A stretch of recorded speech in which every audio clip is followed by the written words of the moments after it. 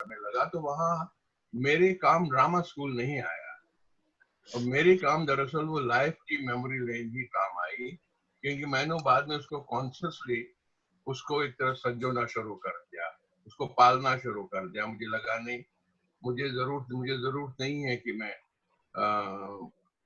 किसी इंस्टीट्यूट को देखूं, लेकिन इंस्टीट्यूट तो एक डिसिप्लिन तक ठीक था, उसके आगे मुझे जो मेरे आसपास है वही सबसे बड़ा इंस्टीट्यूट है, वही सबसे बड़ा एक ट्रेनिंग सेंटर है, प्रोवाइडेड मैं उसको बहुत ऑब्जेक्टिवली देखूं।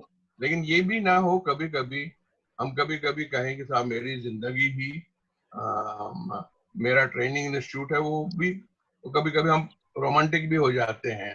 उस रोमांटिक होने के खेल खेल में हम कुछ गड़बड़ भी कर जाते हैं। दरअसल जोन ही जरूरी है, कब आप क्या करेंगे। अब मान लीजिए मुझे जो सबसे ज्यादा मेरे काम पर या डिजाइन पर या मेरे प्रोडक्शंस पर अगर किसी चीज का असर रहा, अगर मुझसे कोई पूछे कि आज की वो किन चीजों का था, वो तो एक आसपास की चीजों का तो था ही, लेकिन सबसे ज्यादा असर मेरे ऊपर रहा वो रहा दरअसल जिन इलाकों में मैं पैदा हुआ था, वो जो पहाड़, उन पहाड़ को जब मैं दूर से देखता हूँ तो उनकी जो एक जो टेरेस खेती है, जो ऊपर नीचे उतार चढ़ाव है, अगर आप पूरे 200 400 या 4 लाख किलोमीटर के पहाड़ों को देखें कि कैसे ऊपर नीचे हैं वो, और उसको एक स्केल, उसका स्केल 4 लाख, ये 4,000 किलोमीटर को आप 4 फुट बाई 4 फुट के स्केल में ले आए, तो आप देखेंगे कि आप एक्चुअली एक मल्टी लेवल एरिया क्रिएट कर रहे हैं, विच मीन्स कि मेरे दिमाग में वो कहीं रहा होगा। दूसरा, वो जो उन पहाड़ों में जो पगडंडियां हैं, अगर आप उसकी ओर देखें, थोड़ा दूर से देखें, तो वो एक तरह से आपकी एक खास तरह का एनर्जी लाइन पैदा करती है, एक गति आपके काम को देती है। अब उस गति का इस्तेमाल कतई मतलब नहीं कि आप उसको बहुत ही लिटरली देखें, पर उस गति को आपको बहुत ही मेटाफोरिकली देखना पड़ेगा कि वो आपके काम में कैसे आए। और सबसे जो मुझे बहुत ही चीज मेरे काम आजकल आ रही है, वो है कि जब हम अपने घरों की खिड़कियों पर जब बर्फ गिर जाती थी और सुबह एक चादर से बिछ जाती थी पूरे आपके जो सामने भी सड़क हो या कोई आंगन हो, उस सड़क पर उस पूरी, उस बिल्कुल सपाट, उस पर कोई दाग नहीं है, अचानक छोटी छोटी चिड़ियाएं उस पर चलने लगती थी, और वो चिड़ियाएं अपना अपने चलते चलते खुदक खुदक कर एक रास्ता बनाती है। अगर आप अभी भी देखिए तो वो एक तरह से वो उस पूरी सफेद चादर को पर दौड़कर एक नई तरह की एक लाइनों की कल्पना कर रहे हैं। जैसे कि हम अक्सर कहते हैं कि ड्राइंग करने का मतलब क्या है, जब हम कहते हैं मैं ड्राइंग करना चाहता हूँ या मैं स्केचिंग करना चाहता हूँ। दरअसल स्केचिंग या कोई भी ड्राइंग जब आप करते हैं तो आप एक बिंदु से शुरू करते हैं, एक डॉट लगाते हैं, और उसको जब दूसरे डॉट पर एंड करते हैं तब तक आपने कुछ बना लिया होता है। एक बिंदु और दूसरे बिंदु के बीच में हो सकता है आपने नाक की कल्पना कर ली हो, एक बिंदु और दूसरे बिंदु तक पहुंचने के बीच में हो सकता है आपने पत्ती की कल्पना की हो। दरअसल ये मल्टीपल बिंदु है, एक बिंदु से दूसरे, फिर एक बिंदु से फिर दूसरा, फिर एक बिंदु से फिर दूसरा। हर बार आप एक कहीं ना कहीं से शुरू करते हैं, अंत में वो एक कंप्लीट स्केच बन जाता है, अंत में वो कंप्लीट परफॉर्मेंस बन जाता है। ये समझ मुझे दरअसल उन चिड़ियों की उस खुली चादर, बर्फ की चादर पर अंदाज हुआ बाद में, तब शायद नहीं हुआ होगा, लेकिन जहन में रह गया होगा कि एक चिड़िया आई, वो दौड़ी तो उसने एक लाइन बना दी उस पर, फिर वो चिड़िया उड़ गई कहीं और चली गई, छोटी सी चिड़िया फिर आई, वो थोड़ी सी दौड़ी, तो अंत में कहीं अगर आप देखें तो हर एक का बिगिनिंग और एंड था, एक बिंदु था, उस बिंदु से उसने अपनी लाइन शुरू की, दूसरे बिंदु तक पहुंची, रुकी, फिर उस बिंदु से उड़कर चली गई उस जगह पर जहां कोई क्या कहते हैं कोई मेजरमेंट नहीं है, जिसको मैं कहता हूं उसका अनहद में चले जाना, उस स्पेस में चले जाना जिस स्पेस को आप डिफाइन नहीं कर सकते हैं। इसीलिए मेरे लिए डिजाइन जो है वो एक बिंदु से दूसरे बिंदु तक जाकर फिर अनहद में जाना और उस स्पेस को डिफाइन करना, उस स्पेस को जो कि बहुत ही जिसकी कोई मेजरमेंट नहीं हो सकती है, लेकिन उस स्पेस को फिर कौन मेजर करता है, उस स्पेस को या तो फिर एक्टर अपने जेस्चर से मेजर करने लगता है, जब उसका हाथ थक जाता वो कहता है कि देखिए वहां उधर देखिए, वो अ, उस मंदिर की ओर देखिए या उस मस्जिद की ओर देखिए, तो वो एक उसका जेस्चर जो है एक स्पेस तय कर लेता है। लेकिन जब वो छोटा पड़ने लगता है तब म्यूजिक काम आता है। तब म्यूजिक जो है एक स्पेस को एक बहुत ही ज्यादा बड़ा रूप दे देता है, उसको मेजर करने लगता है, उसको कभी छोटा करता है कभी बड़ा करता है। इसीलिए हम जब कहते हैं कि आप दो तरह की स्पेसेस के साथ खेलते हैं, वो डिजाइन की लेवल पर भी और परफॉर्मेंस की लेवल पर।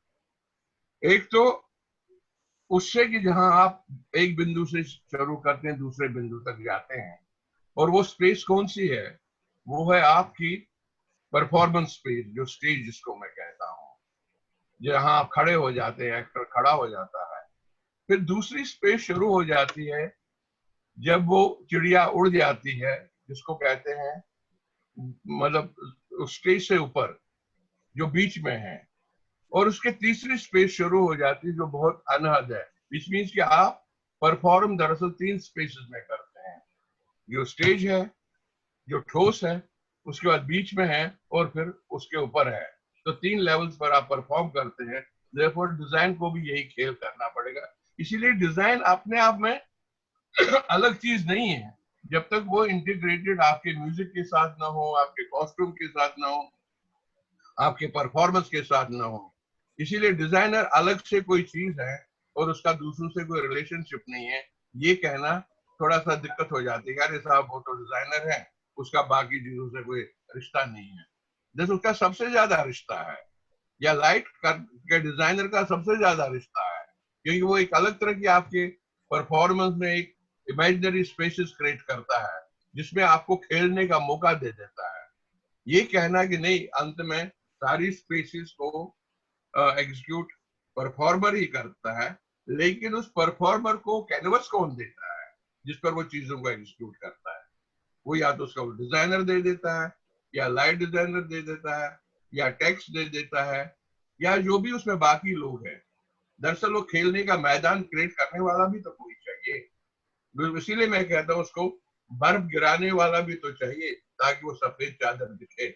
उस सफेद चादर पर चिड़िया का होना भी तो जरूरी है, और उस चिड़िया का उड़ जाना भी तो। बट उस सेंस में मेरे लिए ये सारी जर्नी शुरू हो जाते, मैं इनका कोशिश करता हूँ कि अगर मेरे काम में आ सके तो कोशिश करता रहता हूँ कि, और आ ही जाती है। इसी तरह फिर सबसे बड़ी चीज जो है कि मुझे अपनी परफॉर्मेंसेस में, वो आपके भी होगा, ऐसा नहीं है, मैं अपनी परफॉर्मेंस की बात कर रहा हूँ, मैं उसके बारे में ज्यादा बात कर सकता हूँ, या कुछ मेरे मित्रों की, अगर मुझे कुछ अपने मित्रों की परफॉर्मेंस को कभी एनालाइज करना हो तो शायद मैं ऐसे कर सकता हूँ, और करता भी हूँ कभी कभी। कि दरअसल सारी परफॉर्मेंसेस एक तरह से एक लंबी जर्नी नहीं है, वो छोटी छोटी जर्नीज है जिनको मैं कहता हूँ झांकियां हैं, वो टैबलूज है।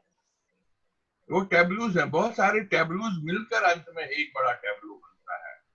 वो झांकियां हैं छोटी छोटी जो आप देखते हैं, वो एक चेन है एक्चुअली। अगर एक चेन की एक रिंग है तो दूसरे में मिल जाती, फिर उसमें तीसरी मिल जाती, चौथी मिल जाती है, और वो सारी अंत में एक जंजीर बनती है, या जिसको आप माला कहें या जो भी कहें। और वो जंजीर जिसमें लचीलापन भी है, वो नहीं है जो जंजीर बहुत ही सख्त है, जो टेढ़ी नहीं हो सकती है। इसलिए जंजीर ही उसका उसका मैं हमेशा मैं जंजीर ज्यादा सही एक्सप्रेशन रहेगा। तो ये जो छोटे छोटे टेबलूज है, तो जो दरअसल पूरा परफॉर्मेंस है वो लाखों करोड़ों या हजारों टेबलूज की जर्नी है। अगर आप अपनी पूरी परफॉर्मेंस पे, जो कि 1-1.5 घंटे का है, आप उसके 2 लाख फोटो खींचेंगे और उसको रोकेंगे, तो आप देखेंगे कि वो 2 लाख फोटोग्राफ्स है, 2 लाख जर्नीज हैं। किसी में आपको कुछ दिखेगा, किसी में कुछ दिखेगा। शायद सिनेमा ने भी यही किया होगा जब उन्होंने कहा होगा कि 1.5 सेकंड में 24 फ्रेम्स चलेंगे। तो एक फ्रेम्स की जर्नी है ना। तो मैं ये कहता हूँ कि जो थिएटर परफॉर्मेंस है वो दरअसल टैबलूज की जर्नी है, इमेजेस की जर्नी है, और जो लगातार हम सब लोग करते हैं। कुछ लोग उसको कॉन्शियसली करते हैं, कुछ लोगों के यहाँ नेचुरली हो जाता है। लेकिन ये जर्नीज कहाँ से आती है? ये जर्नीज आती है जब आपने अपने घर से निकलते हैं और 5 या 10 किलोमीटर चलते हैं। अगर आप उस 10 किलोमीटर में भी नीचे सिर झुकाकर चलेंगे तो शायद आप कुछ देख नहीं पाएंगे क्या हो रहा है आसपास। बहुत सारे लोग हैं जो नहीं देखते हैं आसपास, वो 24 घंटे सोचते रहते हैं, पता नहीं क्या सोचते रहते हैं। लेकिन मैं आसपास देखता रहता हूँ कि कोई साइकिल गुजरी, कोई गाय गुजरी, कोई भैंस गुजरी, जयंत गुजरा, बंसी गुजरा, फलाना गुजरा। ये मेरे लिए सब एक तरह के टैबलूज है, मेरी तरह ये सब के एक इमेजेस है जो एक तरह से क्या कहें उनको, एक इंस्टॉलेशन बनाते हैं। अगर हिंदुस्तान में तो ये सबसे ज्यादा है, मुझे और मुल्कों में नहीं है जो हमारे यहाँ है। अगर आप एक साइकिल पर देखें जो प्लास्टिक का मटके बेच रहा होता आदमी, जाहिर है कि सही मायने में अगर वो मटके लटकाए तो 8-10 से ज्यादा नहीं लटकाएगा, लेकिन उसको चूंकि 200 मटके लटकाने हैं अपने साइकिल पर तो एक पिरामिड क्रिएट करता है, तो इसीलिए एक तरह से वो स्कल्पचर क्रिएट करता है। तो इसीलिए वो एक तरह से दे आर, क्या कहें उनको, दे आर मूविंग इंस्टॉलेशन, जो रोजमर्रा जिंदगी में इंस्टॉलेशन चलती है और उस इंस्टॉलेशन के साथ उसकी दुनिया भी चलती है। अगर वो या सब्जी का ठेला है या चाय बेच, कोई कुछ भी आप देख लीजिएगा, अगर आज आप देखेंगे तो हजारों लाखों इंस्टॉलेशन है। ये उन इंस्टॉलेशन की ही की जो मेरे दिमाग में जो इमेजेस थी कि हिंदुस्तान जो है वो इंस्टॉलेशन का देश है, तो वो मैंने कोशिश की थी कॉमनवेल्थ गेम्स में पूरा। अगर आपको याद हो, एक पूरा हमने बनाया था जिसमें बड़ी बड़ी चाय की केतली थी, साइकिलों का एक भंडार था कि हिंदुस्तान दरअसल इंस्टॉलेशन है। कि हम लोग चूंकि जब भी हिंदुस्तान की बात करते हैं तो हमको कहता लोग हैं, व्यवहार, लेकिन उसके अलावा भी हिंदुस्तान है। तो कैसे दिखाएं? अगर आपको हिंदुस्तान को एक ट्रेन पर दिखाना हो तब आपको ये सब चीज दिखाने पड़ेंगे कि अगर साइकिलों के ढेर पड़े हैं एक दूसरे के ऊपर चढ़े हुए हैं, वो तो बाद में एक स्कल्पटर भी उसको जब रिड्यूस करता है, आप एक गैलरी में लाता है तो उसको वो कहता है ये मेरी इंस्टॉलेशन है। लेकिन दरअसल मेरे लिए भी वही इंस्टॉलेशन है जिसको मैं स्टेज पर लाता हूँ। फर्क सिर्फ पेंटर और स्कल्पटर और मुझ में ये हो जाता है कि मैं I am true to life. True to life कैसे हूं मैं? वो तो उसको स्टैटिक कर देता है कि मेरी जो इंस्टॉलेशन जब स्टेज पर आती है वो उतनी ही मोबाइल होती है जितनी कि वो सड़क पर होती है। देयरफॉर मोबिलिटी मेरा काम है, अदरवाइज मेरा जो पूरा विजुअलाइजेशन परफॉर्मेंस का है वो रुक जाएगा। क्योंकि वही मोबिलिटी है और वही जो इंस्टॉलेशन चलती फिरती है स्टेज पर, वो एक तरह से एक डिवाइसिंग फैक्टर है। वहां जो तय नहीं है, कुछ किसी ने लिखा नहीं है उसके बारे में। क्योंकि जब भी प्ले राइट आपको प्ले देता है, अगर आप प्ले राइट वाला प्ले करते हैं, वो ये सब चीजें नहीं आपको देखा है, इसीलिए आप ये सब चीजें इम्प्रोवाइज करते रहते हैं। इसीलिए आपका डिजाइनर होना भी जरूरी हो जाता है। इसीलिए आपके यहाँ डिजाइनर अगर आता है तो वो सिर्फ इसलिए नहीं आता कि पीछे आपके यहाँ दीवार खड़ी कर दे या 3 सीढ़ियां बना दे, या आप सोचते हैं कि उसका काम खत्म हो गया कि आपके, क्योंकि डिजाइनर अंत में आपका कारपेंटर नहीं है, या लाइट डिजाइनर आपका सिर्फ वो फ्यूज लगाने वाला नहीं है, कॉस्ट्यूम डिजाइनर आपका सिर्फ जो दर्जी नहीं है, वो कुछ उससे अलग है। वो उस पूरी जो जर्नी है, क्या हो गया सर? वो बैकग्राउंड से आवाजें आ रही है, बाकी कुछ नहीं। अच्छा वो जो पूरी जर्नी है वो ये सब कोलैबोरेटर्स है उसके। इसीलिए मेरा ये कहना कि मैं अक्सर ये कहता हूँ कि खासकर मैं, चूंकि अपने हिंदी थिएटर में ये ज्यादा हुआ है, क्योंकि हिंदी थिएटर में तो चूंकि अगर हम हिंदी इलाके में घुमक्कड़ी थोड़ी सी और करें, आपको हजारों तरह के डायलेक्ट्स मिलेंगे, जो बोलियां हैं, हजारों तरह के आर्ट फॉर्म्स मिलेंगे, हजारों तरह के प्रोफेशंस मिलेंगे, और बहुत तरह के लोग हैं जो अलग अलग प्रदेशों में आकर इन प्रदेशों में बसे हैं। तो सही मायने में हिंदी बेल्ट एक तरह से कॉस्मोपॉलिटन है। इसीलिए उसका थिएटर का जो विजुअलाइजेशन भी है वो कॉस्मोपॉलिटन है। इसीलिए उसका जो टैबलूज भी है वो कॉस्मोपॉलिटन है, वो सिर्फ हिंदी बेल्ट का नहीं है। उसमें बहुत सारी और नदियां आकर घुस गई हैं जो वहां काम करती है। इसीलिए हिंदी बेल्ट में एक क्षमता भी है चीजों को एक्सेप्ट करने की, उसको सहजने की। उसको अपने आप में क्या कहते हैं मिलाने की। और शायद मैं भी, चूंकि मैं भी नॉन हिंदी बेल्ट से आया हुआ व्यक्ति, अंत में आपसे ज्यादा हिंदी बेल्ट का हो गया हूँ, तो हिंदी बेल्ट में पैदा हो गया। इसलिए चूंकि मैं यहीं का हो गया और मुझे यहीं का दिया, सिर्फ मैंने अपना जो बचपन था उसका एक्सपीरियंस यहाँ लाया हूँ, अपने काम में इस्तेमाल किया है, और वो अच्छा है कि एनरिच हुआ है। और कभी कभार जब मैं वहां जाता था तो यहाँ का काम मेरे वहां काम आता था। तो ये उस सेंस में मुझे लगता है कि हिंदी बेल्ट की अद्भुत जर्नी है ये। लेकिन अगर इसको पहचाने और जानना और उसको पहचानना की कोशिश करना जरूरी है। और इसमें एक सबसे जो अच्छी बात है, या वो बुरी बात भी है, कि हिंदी बेल्ट का कोई माई बाप नहीं है। इसीलिए जब हम दूसरी भाषाओं की बात करते हैं तो वहां उनका कोई अपनी भाषा का एक, क्या कहते हैं, एक रीजनलिज्म है जो हिंदी का नहीं है। क्योंकि हिंदी का रीजनलिज्म कौन सी किसका होगा, जो अब हिंदी हम बोल रहे हैं या उसके डायलेक्ट्स का होगा। इसीलिए हिंदी बेल्ट जो है वो या तो बुंदेलखंड है, या बघेलखंड है, या मालवा है, या अवध है। अभी भी इसकी बात होती है, उसका रीजनलिज्म उसमें बसा हुआ है, उसकी जो बोलियों में उसका रीजनलिज्म बसा हुआ है। और जो हम हिंदी अब बोल रहे हैं उसकी अभी कोई वो रीजनलिज्म होने की जगह नहीं बची है। इसीलिए क्योंकि हम हमारी तरफ भी जब दूसरे बोलियों जबान भाषाओं के लोग देखते हैं, उनको ऐसे लगता है कि जैसे कि हमारा कोई अपना जो, क्या कहते हैं, रीजनलिज्म, अपनी कोई रीजनल आइडेंटिटी नहीं है। दरअसल हमारी रीजनल आइडेंटिटी है बहुत सारे रीजन्स की एक साथ जब वो मिल जाती है, इसीलिए वो समा भी जाती है। और इसके बारे में समझना मुश्किल भी हो जाता था उसको, क्यों कहते हैं अरे ये हिंदी वाले कौन है। हिंदी वाले वो हैं भाई जिसमें बहुत सारे रीजन्स हैं। हिंदी वाले वो हैं जो सबको एक मुहिम में शामिल करते हैं। हिंदी हिंदी वाले वो हैं जो बहुत सारे उत्सवों का एक बड़ा उत्सव है।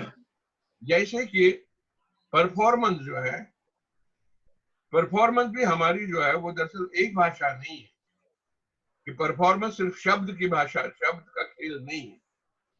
दरअसल उसमें बहुत बहुत सारी भाषाएं हैं। डिजाइन एक भाषा हो जाती है, वहाँ म्यूजिक एक भाषा हो जाती है, लाइट एक भाषा हो जाती है, यहाँ की जो ऑर्गेनाइजर वो एक भाषा हो जाती है। कि देयरफॉर वो कोलाज, लैंग्वेजेस का कोलाज है जो अंत में थिएटर की भाषा हो जाती है। इसीलिए ये कहना है कि थिएटर का, मैं तो थिएटर की मूल भाषा शब्द है, मैं इसको मानने को कतई तैयार नहीं हूँ। थिएटर की मूल भाषा शब्द नहीं है, थिएटर की मूल भाषा दरअसल ध्वनि है। जो भाषा से, कोई भाषा का जो, ये वैसा ही है जैसे कि अगर कभी पहले जब बच्चा पैदा होता है तो पहले वो शब्द नहीं बोलता, पहले वो ध्वनि देता है। और उस ध्वनि का जो, ध्वनि एक तरह से एक्सप्रेशन है और शब्द उसका एक्सप्लेनेशन है। और थिएटर में आकर एक्सप्रेशन उसका, उसकी बाकी भाषाएं हैं जिसको एक्सप्लेनेशन बाद में एक शब्द दे देता था, या ये सारी लैंग्वेज मिलकर उसको एक्सप्लेन करने लगती है। जब उस सेंस में मैं थिएटर को देखता हूँ, और मैं लगातार ये देख रहा हूँ कि इस बीच में हिंदी थिएटर में कितनी तरह के चेंजेस आ रहे हैं।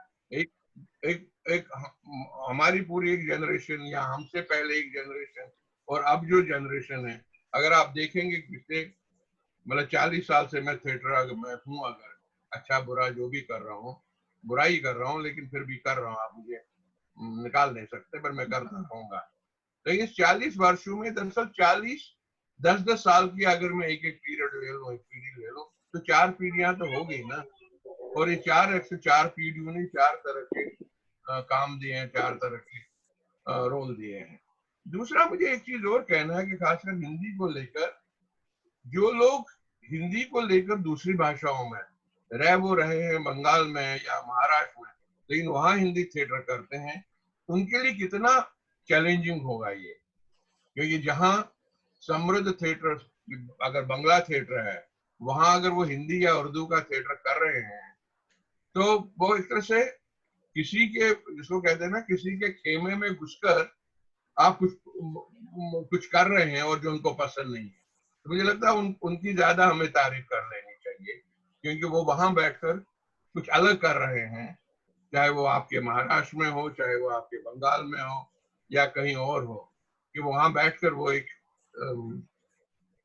काम कर रहे हैं और एक नई, और वो वहां की भी फिर जो हिंदी है वो हिंदी दरअसल वो बोलियों की हिंदी न होकर जो जिस इलाके में वो रहते हैं, चाहे वो बंगला के जो अलग अलग डायलेक्ट होंगे उनका कितना असर उनकी हिंदी पर हो जाता है, तो एक अलग अलग तरह की हिंदी समृद्ध हो रही है। तो इसीलिए उनको भी मेरा मतलब वो जो काम कर रहे हैं तो अद्भुत काम कर रहे हैं, और वो एक तरह का दूसरा एरिया है हिंदी थिएटर का जिस पर नजर नजर जाना जरूरी है। तो कुछ प्रश्न करें तो आगे चलें।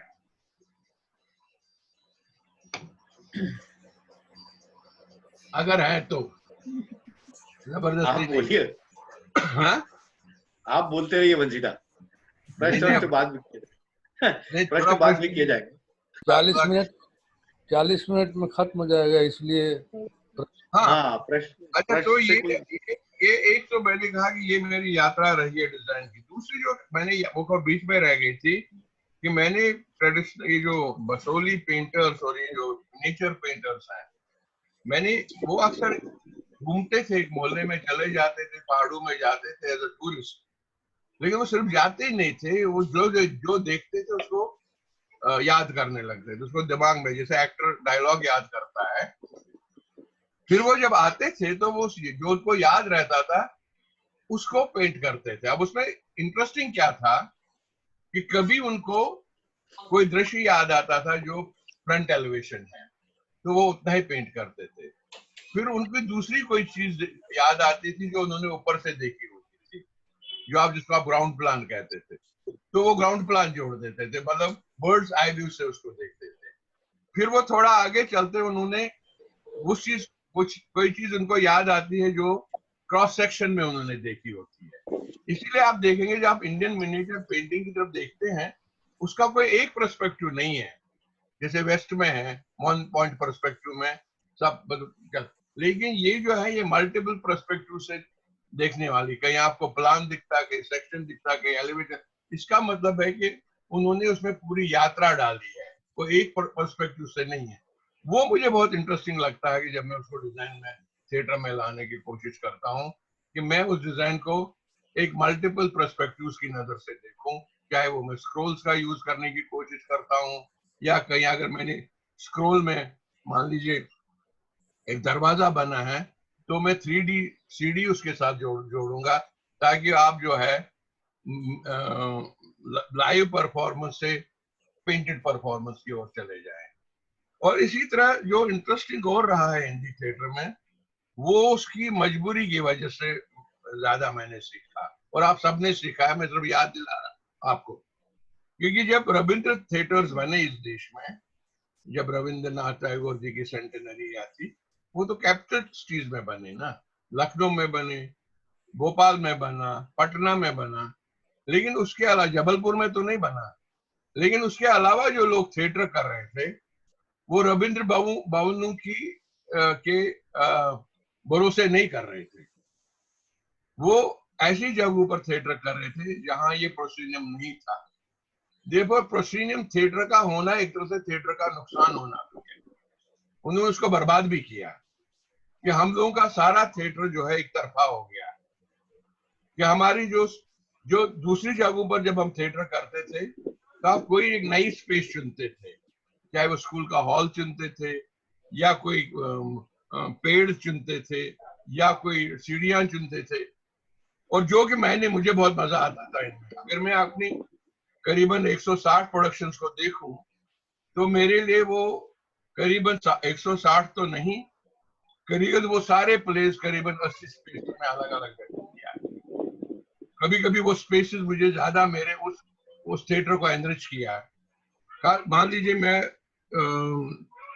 मुक्तदारा कर रहा था वहां महेश्वर में, तो महेश्वर में चूंकि स्टेज नहीं था तो हम उस महेश्वर में जो सीढ़ियां हैं हम नदी के किनारे आपके नर्मदा के, तो हमने उसके किनारे पूरा प्ले किया, उसके पीछे एक थोड़ी सी जमीन थी, उसी को एक स्पेस परफॉर्मेंस स्पेस बनाया लेकिन उससे एक पहली बार मुझे अंदाज हुआ कि उसमें एक सीन है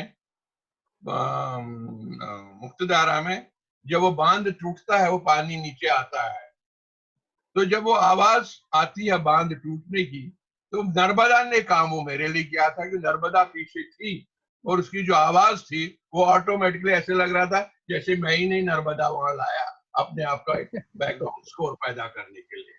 और वो एक तरह से अननोइंगली वो एक म्यूजिक ट्रैक बन गया पीछे का। एक वो मुझे इंटरेस्टिंग स्पेस लगी थी। इसी तरह एक जगह मैंने परफॉर्म करने की जगह नहीं थी, तो वहां हमने भाव वो देखी, वो स्टेप वेल्स नहीं होते, बावड़ियां पहले होती थी, उन स्टेप वेल के नीचे चूंकि बरसात में वो भर जाती थी, और वो खासकर यहाँ कहाँ सांची में, तो हमने उसके बीच में परफॉर्म करना शुरू किया। लोग चारों तरफ बैठे, जब वो सांची का वेल हमारे लिए परफॉर्मेंस स्पेस बन गया।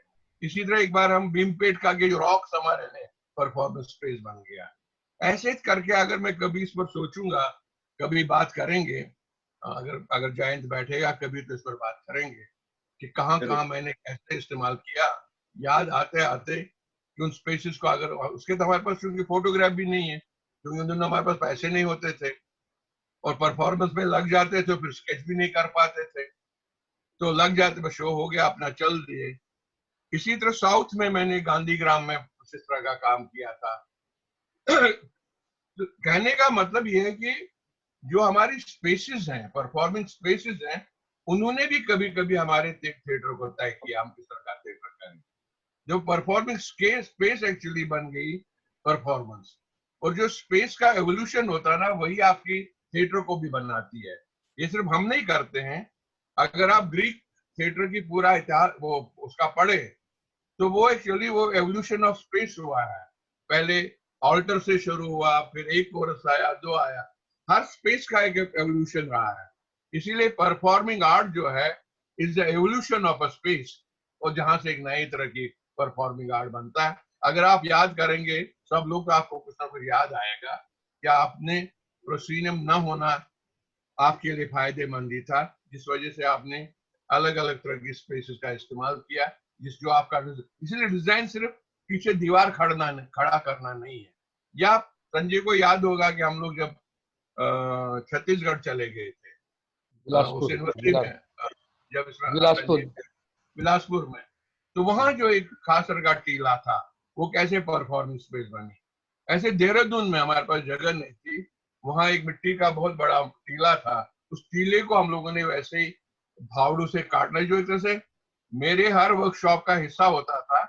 और जो लोकल थिएटर वाले होते थे, जिनको डायलॉग की आदत पड़ी वाली थिएटर की आदत हो गई थी, जिसको वो कहते थे हम तो रियलिस्टिक एक्टर हैं, जैसे वो रियलिस्टिक नहीं होते थे, वो शब्दों वाले कुछ परफॉर्मेंसेस करते थे। वो कहते थे अरे ये बंसी को लाता है, मजदूरी करवाता है, और ये तो सिर्फ फावड़े देता है, इनको कहता है चलो मजदूरी करो। दरअसल मैं मजदूरी नहीं करवाता था, मैं एक स्पेस को क्या कहते हैं उसको चीजल करता था, उस स्पेस को, उसको क्या कहते हैं, जैसे एक स्कल्पटर एक पत्थर को तराशता था, फिर उसमें से एक परफॉर्मेंस स्पेस निकलती थी, और वही परफॉर्मेंस स्पेस हमारे एक खास तरह की ब्लॉकिंग क्रिएट करती थी, खास तरह का विजुअल्स क्रिएट करता था। तो आप अगर, मुझे तो चाहूंगा कि आप सब लोग जितने मेरे यार दोस्त हैं इन चीजों को याद करें, तो आपने भी कम से कम 50 स्पेसेस यूज की हुई। ये टाइम आ गया कि हम उन स्पेसेस को किसने कैसे यूज किया, या आप उस स्पेस ने आपका थिएटर कैसा बनाया, और आपकी थिएटर की कल्पना कैसे अलग हो गई, जिसकी बात अब बहुत सारे हमारे इंस्टीट्यूट करने लगे हैं कि हमने किया। उन्होंने इसलिए नहीं किया, वो तो बाहर गए नहीं उन संस्थाओं से, तो उन्होंने कहाँ से किया होगा। उन्होंने तब किया जब कोई कभी विदेश हो आए, वहां उनको किसी ने कहा कि भाई परफॉर्मिंग स्पेस होती है, उसका एवोल्यूशन होता है, भाई यहाँ तो रोज ही होता था। तो फिर कभी कभार क्या होता है कि कुछ शब्द हम पर थोपे दिए जाते हैं, क्योंकि वो एक इंस्टीट्यूशन का जो एक पावर है, और वही पावर जो आजकल एक तरह से नए स्टूडेंट्स को दिया जाता है, और स्टूडेंट्स को वो वैसा ही है जैसे इन इंस्टीट्यूट्स की प्रॉब्लम ये है कि जैसे बच्चे आजकल पूछते हैं माँ बाप से कि भाई ये पानी, बच्चा ये मानकर चलता है कि पानी जो है सिर्फ प्लास्टिक बोतल से पैदा होता है, उसको ओरिजिनल उसको मालूम नहीं पानी कहाँ से आता है। तो मिनरल वाटर को ही वो एक्चुअल असली स्रोत मानता है, तो पानी वही उसी को मानता है। वो रोज झगड़ा घर में करता है कि माँ से कि मुझे बोतल दे दो, वो कभी नहीं कहता पानी दे दो, क्योंकि ये हमने किया। वही हमारे कुछ ट्रेनिंग इंस्टीट्यूट भी कर रहे हैं कि वही वसीले जो वहां स्टूडेंट निकल रहे हैं, उनसे जब हम बात करते हैं कि भाई ये तो बोतल है भाई, सिर्फ इसके साथ एक पाइप लगानी पड़ती भाई, और ये पाइप जो है साहब तालाब तक ले जानी पड़ती है, फिर तालाब से पानी आता है, तो उसको हैरानी होती है क्या ऐसा भी होता है, ये तो हमें बताया नहीं गया है। फिर जब वो उसको बताने लगता है तो उसको कहता है कि चलिए मैं हाउ टू डिवाइस स्पेस, उस पर एक व्याख्यान देने, क्योंकि वो उसको किसी और ने कहा होता है। मैं नहीं कहता कि आप कहीं से सीखिए मत, जाइए कहीं से भी सीखिए, लेकिन आपकी जिम्मेदारी है as a teacher, as a theatre teacher और एज अ इंस्टीट्यूट, कि आप अपने आसपास भी देखिए। और इसीलिए जरूरी हो गया है, इसीलिए मेरे लिए ये जरूरी हो गया था, आप सबके लिए भी हो गया था, कि हम लोग सब अपने अपनी नई ट्रेनिंग मेथोडोलॉजीज पर काम करने लगे। हमें अपनी अपनी मेथोडोलॉजीज ढूंढनी पड़ी, और ये जरूरी भी है हर ग्रुप के लिए वो सिर्फ अपनी परफॉर्मेंस न करे। अगर वो साल में 2 प्ले करती है तो मुझे लगता है कि उनको शाम या कुछ समय निकालना चाहिए जिसको ये लगे कि मैं अपनी तरह अपने इलाके में अपनी ट्रेनिंग कैसे करता हूँ। उसकी वजह ये है कि देखिए मैंने ये एक्सपीरियंस किया, जब भी हम इन शहरों में जाते थे, घूमते थे, जो लड़के लड़कियां हमारे साथ काम करते थे तब तक वो 19-20 साल के हो गए होते थे। और 19-20 साल का होने का मतलब है उनके दिमाग भी तय हो चुके होते थे, उनके शरीर भी तय हो चुके होते थे। इसीलिए उनके साथ जब भी कोई हम एक्सरसाइज करते थे तो उनको वो कसरत लगती थी। कुछ लोग तो आधे में छोड़ जाते थे, ये कहकर कि कोई मिलिट्री वाले थोड़ी हैं, हम तो एक्टर बनने आए हैं। और बाद में कुछ जो रह जाते थे उनको शायद थोड़ा फायदा होता था। इसी तरह क्योंकि हमें अब मेथोडोलॉजीज बनानी पड़ेगी, उसको आदत देनी पड़ेगी कि भैया तुम्हें ट्रेनिंग करनी पड़ेगी। ट्रेनिंग सिर्फ किसी इंस्टीट्यूट में जाकर नहीं हो सकती है, लेकिन आप अपने यहाँ तो ट्रेनिंग करो लेकिन ये मत करो, नकल मत करो। वहां क्या हम क्या हो रहे हैं, हम एक दूसरे की फोटो कॉपी होने लगे। और हमारे जितने भी ट्रेनिंग इंस्टीट्यूट हैं वो एक दूसरे की वो जेरोक्स कॉपीज है, फोटो कॉपीज भी नहीं है। फोटो कॉपी तो बेटर टेक्नोलॉजी की कॉपी है, ये वो वाली जेरोक्स कॉपी है। आप इनमें से तो आधे लोगों ने वो जेरोक्स देखा नहीं होगा, ये आखिरी पेज जब जेरोक्स होते होते वो दिखता ही नहीं था क्या है, अगर याद हो जब आप 40 पेज जेरोक्स करते थे, तो ये आखिरी पेज वाला जेरोक्स हो रहा है। इससे जरा हमें बचना चाहिए, और इससे ही हमारा एक नया थिएटर निकलेगा। और मैंने जाहिर है कि आप सब लोगों का काम देखा है, आपके तरीके देखे हैं, आपसे उससे लिया ही है। मैं देखिए, मैं तो एक दूसरे सबसे मैंने सीखा ही है, उसको मैं तो चूंकि उसको ले लेता हूँ, इम्बाइब करता हूँ, फिर आपका ही माल आपको बेचता हूँ दूसरे रूप में, जो आपको पता नहीं होता है। और जाहिर वही तो असली है खेल, कि भाई ठीक है, उसको जरूरी है, उसको अपने तरीके से ढूंढिए। आज जैसे मुझे याद है एक बार हमने ट्रेनिंग स्कूल भी नहीं बनने दिए, एक बड़ा ट्रेनिंग स्कूल बनाया। फिजिक्स में तो भाई एक फॉर्मूला हो सकता है जो पूरे देश में एक ही हो, मैथमेटिक्स का एक फॉर्मूला हो सकता है जो पूरे देश में एक ही हो, लेकिन आर्ट का नहीं हो सकता है, उसका फॉर्मूला हर जगह अलग ही होगा। एक जमाने में हमने थिएटर डिपार्टमेंट बनाने की कोशिश की थी हिंदी बैच में, जबलपुर में उस यूनिवर्सिटी में, लेकिन कि ये वहाँ थिएटर डिपार्टमेंट बन जाए, वहाँ कुछ मैं वहाँ 5-6 महीने रहा, फिर मुझे तनख्वाह नहीं मिली, मैं वहां से भागा। और लेकिन वो वहाँ एक्चुअली ये बैठा है, हंस रहा है, इनके कुछ मित्रों ने वो चलने नहीं दिया, उसको बंद करवाने पर तुले। उनको लगा कि शहर में कुछ ऐसा तो नहीं हो जाएगा कि बाकी ग्रुप बंद हो जाएंगे, क्योंकि हम एक ट्रेनिंग से डरते भी थे, कि हम लोगों को लगता था ट्रेनिंग से डर भी जाते थे। यही काम एक जमाने में रंगमंडल ने किया, कि रंगमंडल में मध्य प्रदेश में आते ही हर ग्रुप से उन्होंने 2-2 लोग लिए, क्योंकि वो ग्रुप जो चलते थे उन 2 लोगों की वजह से चलते थे। जब वो 2-2 लोग उस मंडली में आ गए तो वो ग्रुप एक तरह से लावारिस हो गए, कुछ ग्रुप उसमें बंद हो गए, वो वापस जा नहीं पाए। और कुछ शहरों में तो थिएटर ही बंद हो गया। कैसा हो गया कि यहाँ तक एक बार तो एक स्लोगन भी आया था उनकी वजह से, तो जयंत को याद होगा, ये बता दे किसने दिया था वो, कि अब इस शहर में ट्रेन डॉक्टर आए हैं तो हकीमों की दुकानें बंद हो जाएंगी। मतलब इतनी, this was how they were insulting people. Therefore ultimately वो प्रोफेशनल रेपर्टरी तो नहीं बन पाए, दादा प्रोफेशनल रेपर्टरी नहीं बन पाए, अलबत्ता शोज बहुत किए। दादा टाइम खत्म होने वाला है, क्या हमको एक बार? तो थैंक यू, धन्यवाद आपका। नहीं सर, मैं अभी अभी अभी सवाल तो हुए नहीं ना। अभी है, बोलते रहिए बच्चे। एक चंक और चलाना चाहिए मुझे लगता है। जी बिल्कुल, मैं यही खबर कर रही थी। वो हाँ, अभी एक बीच में ब्रेक होता है वंशिता, फिर से आप रिज्वाइन कीजिए। ठीक है, थैंक यू। दादा आप चाय पी लीजिएगा। तब तक चाय पी, गर्म पानी पी लीजिए, गर्म पानी।